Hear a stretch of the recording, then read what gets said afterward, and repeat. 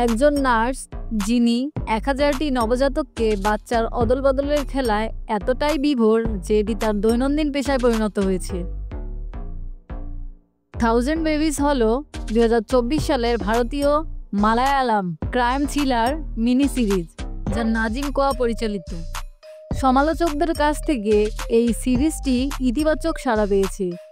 The উইকের Christie Rosie CV ছবিটিকে 5-এর মধ্যে 3 rating দিয়েছেন এবং এটিকে প্লটের সুবিধার দ্বারা চালিত একটি বিকৃত মনস্তাত্ত্বিক সিরিজ বলে অভিহিত করেছেন। সিরিজটি 2010 সালে শুরু হয়। একজন অবসরপ্রাপ্ত প্রধান নার্স যিনি কোট্টায়ামের একটি প্রত্যন্ত অঞ্চলে একান্ত জীবনযাপন করেন, সারা ওসে প্রসূতি প্রধান নার্স হিসেবে তার পূর্বের কর্মজীবনের সাথে সম্পর্কিত হ্যালোসিনেশনে ভুগছেন।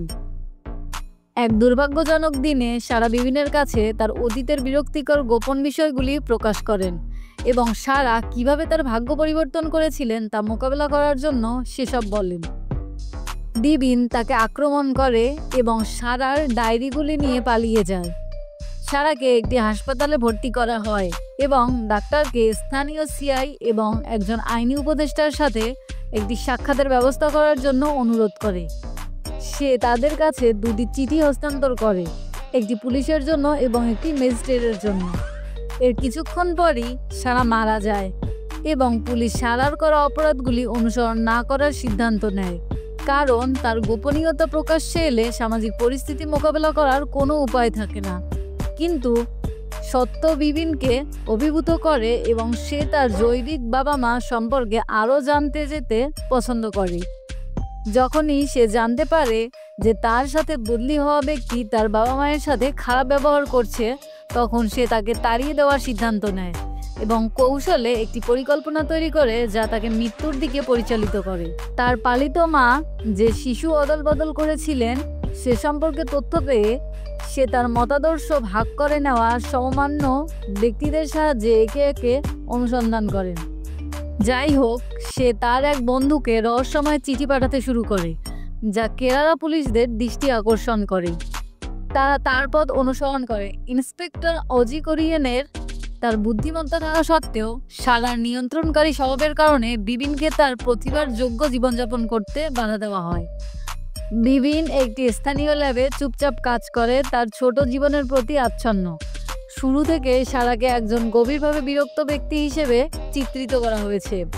অপরাধবোধ এবং ভ্রান্তির মিশ্রণে ভুগছে, যা দেয়ালে আবেশী লেখা এবং অস্থির বিস্ফোরণের মাধ্যমে ভয়ঙ্করভাবে প্রকাশিত হয়।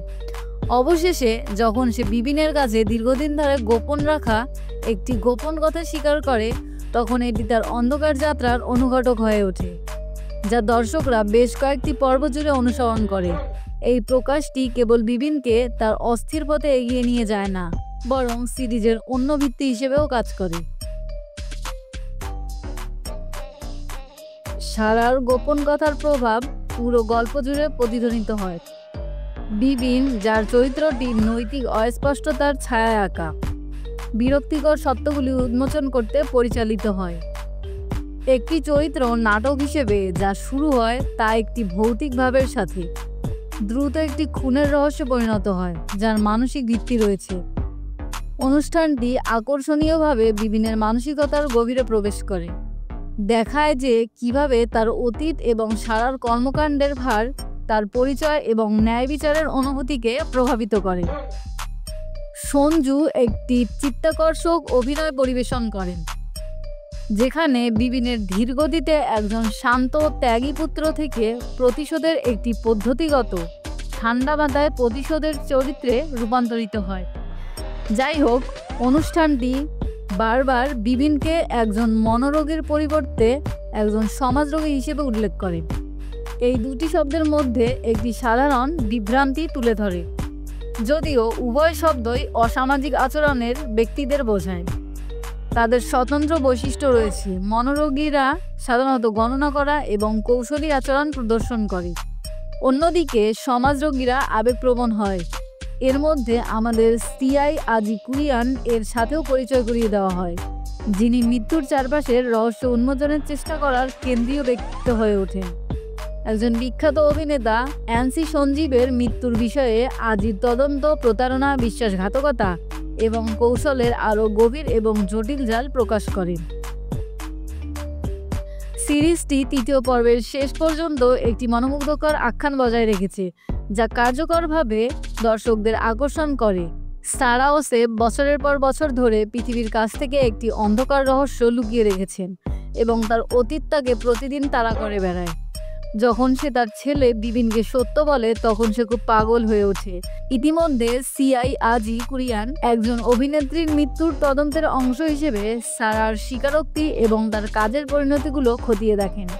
সারার স্বীকারোক্তি কী ছিল এবং আত্মহত্যা বা স্বাভাবিক মৃত্যু বলে মনে হওয়া একের পর এক হত্যাকাণ্ডের জন্য কে দায়ী ছিল তা জানার জন্য উদ্গ্রীব ছিল। সারার কার্যকলাপের রহস্যময় প্রকৃতি সত্ত্বেও বিবিনকে করুণাময় হিসেবে বিবেচনা করা হয় এবং তার যত্ন নেওয়ার জন্য নিজেকে সম্পূর্ণরূপে উৎসর্গ করে। যখন সারা একটি চমকপ্রদ স্বীকারোক্তি দেয় যা মা ছেলের বন্ধনকে ধ্বংস করে দেয়, তখন পরিস্থিতি ভয়াবহ মন নেয়। বছর কয়েক পরে সিআই কুরিয়ান অভিনেত্রী হত্যার সমাধান করেন, কিন্তু তিনি জানতেন না যে তদন্ত তাকে বিবিন এবং তার মায়ের প্রকাশ সম্পর্কে আরও কিছু প্রকাশ করবে, যা অগণিত জীবনকে বিপন্ন করবে। এই ওয়েব সিরিজের মূল লক্ষ্য হলো আজি কি আত্মহত্যা না স্বাভাবিক মৃত্যু বলে প্রাথমিকভাবে রিপোর্ট করা হত্যাকাণ্ডের সত্যতা উন্মোচন করতে সক্ষম হবেন। নির্মাতারা দর্শকদের তাদের পর্দায় আকৃষ্ট করার জন্য পর্যাপ্ত সংখ্যক অস্থির উপাদান সফলভাবে অন্তর্ভুক্ত করেছেন। পরবর্তী পর্বের জন্য তাদের প্রত্যাশা এমন একটি প্লট দ্বারা উদ্দীপ্ত যা একটি ভালো ক্রাইম থ্রিলারের সমস্ত আকর্ষণীয় উপাদান ধারণ করে। যদিও নির্মাতাদের অপরাধীকে প্রকাশ করতে বেশি সময় লাগে না, তার প্রেরণা এবং পরিচালনার পদ্ধতি হলো আকর্ষণীয় বৈশিষ্ট্য যা ওই ওয়েব সিরিজটিকে অন্যান্য মালায়ালাম থ্রিলারের থেকে আলাদা করে। যদিও ওয়েব সিরিজটি বেশ দীর্ঘ বলে মনে হচ্ছে, এই গল্পটি কখনোই একঘেয়ে হয়ে ওঠে না বা অল্প সময়ের জন্য দর্শকদের আগ্রহকে অন্যদিকে সরিয়ে দেয় না। ওয়েব সিরিজটি শেষ হওয়ার পরে কেউ আশা করবে যে পরবর্তী অংশের জন্য তাদের খুব বেশি অপেক্ষা করতে হবে না। এটি দক্ষভাবে লেখা ক্রাইম থ্রিলার যা দর্শকদের তাদের চেয়ারে আটকে রাখে এবং বিশেষ করে মালায়ালাম ওয়েব সিরিজের জন্য মান বাড়িয়ে দেয়। 2022 সালে যখন কালামাসেরি সার্কেল ইন্সপেক্টর আজি কুরিয়ান একজন সুপরিচিত অভিনেত্রীর মৃত্যুর তদন্ত করেছেন, মামলাটি এগিয়ে যাওয়ার সাথে সাথে পুলিশ বুঝতে পারে যে মামলায় আরও অনেক কিছু আছে যা চোখে পড়ে না। সারার গোপন কথা যা 2010 সালে কোয়াট্টাম সার্কেল ইন্সপেক্টর এবং জেলা ম্যাজিস্ট্রেটের কাছেও প্রকাশিত হয়েছিল, একটি শালীন চিত্রনাট্য দ্বারা সমর্থিত যা মাঝে মাঝে ক্লিপ সংলাপ এবং গল্পের সুবিধার সাথে হোঁচট খায়। উদাহরণস্বরূপ, যখন কুরিয়ান একটি মামলা সমাধানে ব্যর্থ হন, তখন তাকে বেশ আক্ষরিক অর্থেই একটি সূত্র দেওয়া হয়। প্রথম 3টি পর্ব আকর্ষণীয় ছিল, দর্শকদের সাসপেন্সে ভরা গল্পের সাথে জড়িয়ে ধরেছিল, তবে এখানেই ভালো অংশটি শেষ হয়। পরবর্তী 4টি পর্বে অপ্রয়োজনীয় বিচ্যুতি, দীর্ঘ এবং টানটানি নিপূর্ণ দৃশ্যের কারণে অনুষ্ঠানটি ব্যাপকভাবে পতনের সম্মুখীন হয়।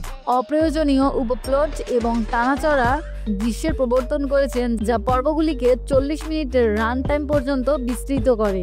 সিরিজটি সহজেই একটি সীমিত সিরিজ হতে পারত যদি এটি কোনো বিচ্যুতি না করে, তবে এটি কোনোভাবে দ্বিতীয় সিজনের জন্য পথ তৈরি করেছে।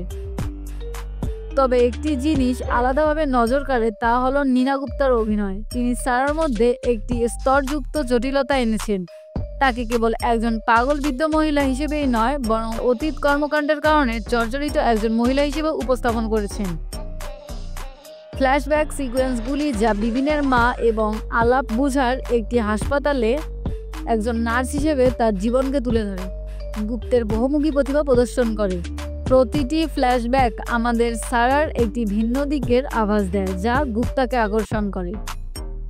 গুপ্তের মতো সন্ধু শিবরামও একটি বহুমুখী ভূমিকায় অভিনয় করেন, যার চরিত্রের বিকাশ একজন মিষ্টি যত্নশীল মানুষ থেকে সিরিজের মাধ্যমে নাটকীয়ভাবে পরিবর্তিত হয়। জয় ম্যাথিউ, সাধু শ্রীদার, আদিল আব্রাহাম এবং শ্রীকান্ত মুরলী যদিও ছোট ভূমিকায়, তারা পর্দায় তাদের সময় দক্ষতার সাথে ব্যবহার করে গল্পটিকে এগিয়ে নিয়ে গেছেন। 1000 বেবিজের সবচেয়ে শক্তিশালী উপাদান ফয়েজ সিদ্দিকের সিনেমাটোগ্রাফিতে যায়। যা গল্পকে উন্নত করে এবং এমন দৃশ্যের মান বৃদ্ধি করে। তার কাজ বিশেষ করে উত্তেজনাপূর্ণ জিজ্ঞাসাবাদের দৃশ্যের সময় এবং সারা এবং বিবিনের বাড়ির ভয়ঙ্কর পরিবেশ উজ্জ্বলভাবে ফুটে ওঠে। আমি এই সিরিজটিকে 10-এর মধ্যে 8 রেটিং দেব। এর অসম্ভব সুন্দর উপস্থাপনা এবং এর এত সুন্দর সাসপেন্সপূর্ণ গল্পের জন্য। আপনারাও চাইলে দেখে আসতে পারেন এই সিরিজটিকে। আশা করছি সিরিজটি আপনাকে হতাশ করবে না। আজকের মতো এখানেই বিদায় বন্ধুরা। দেখা হবে আগামীতে নতুন কোনো গল্পের সাথে। সেই অবধি ভালো থাকবেন, সুস্থ থাকবেন আর সাবস্ক্রাইব ফলো দিয়ে আমাদের পাশেই থাকবেন। ধন্যবাদ।